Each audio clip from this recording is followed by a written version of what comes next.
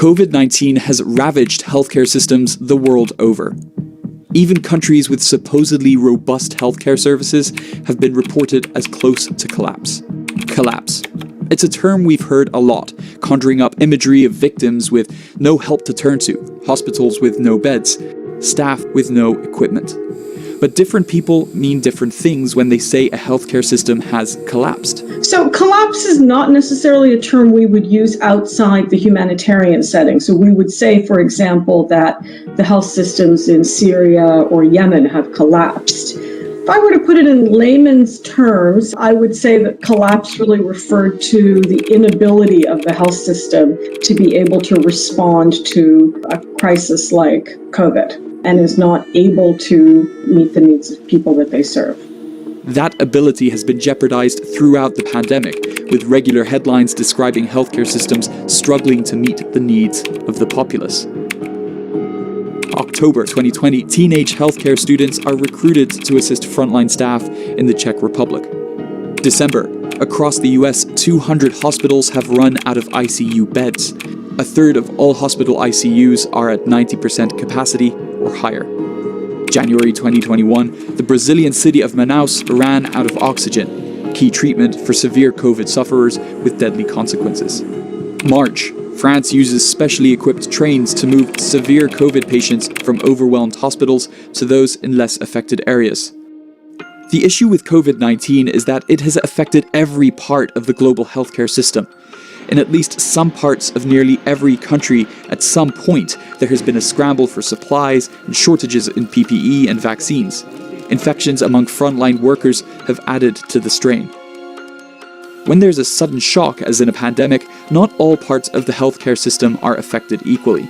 It doesn't actually look like acute care services was where the hit has been the hardest. It's actually more in particularly chronic disease services. In mid-2020, the WHO did a survey of national healthcare systems across the world. They found that healthcare in many places suffered strong disruptions in services such as routine immunization and family planning as the virus spread. There was a decline of 21% in TB care just between 2019 and 2020 owing to the pandemic. Something like 12 million women experienced disruption in family planning services, resulting in millions of unintended pregnancies. Imagine our bodies when they're cold.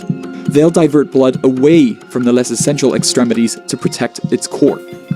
This is what can happen when a healthcare system is put under pressure, focusing resources towards the urgent need.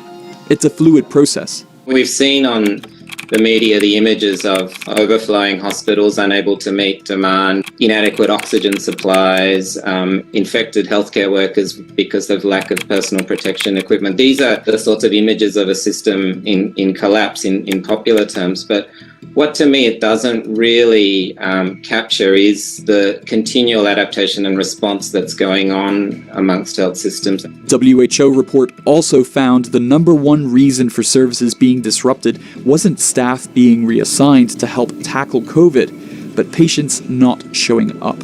One of the things we've seen from COVID is people are afraid of accessing health services. They're worried about catching the virus there, so the word collapse may just add to people's fear. Few things tax the global healthcare system and supply chain like a pandemic, and there were early warning signs that the system would struggle to cope.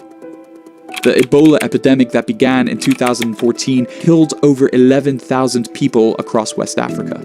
It revealed glaring inadequacies in global healthcare response, but experts say some of its lessons went unlearned. The big lesson from COVID is we need to invest in health systems. It can't be seen as a cost, and without that, we will not be prepared to deal with a multitude of crises. The climate crisis, for one, it's global. It doesn't respect borders. I mean, the health system is the front line of a country in any crisis. So it needs to be prioritized in terms of investment.